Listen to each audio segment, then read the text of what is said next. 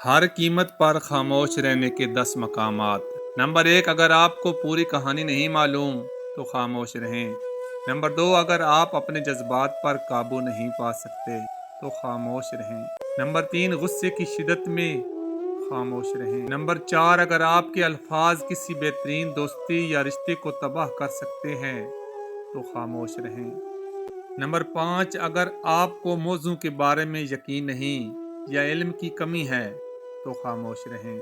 Number 6, जब कोई अपनी जदोजहद और कमज़ोरी बता रहा हो तो खामोश रहें। नंबर 7, अगर आप कुछ बेहतरीन नसीहत नहीं कर सकते तो खामोश रहें। नंबर 8, अगर आपकी खामोशी आपके रिश्तों को बचा सकती है तो खामोश रहें। नंबर 9, अगर बोलना सिर्फ आपकी अना को बढ़ाने या तारीफ हासिल करने के लिए हो तो खामोश रहें।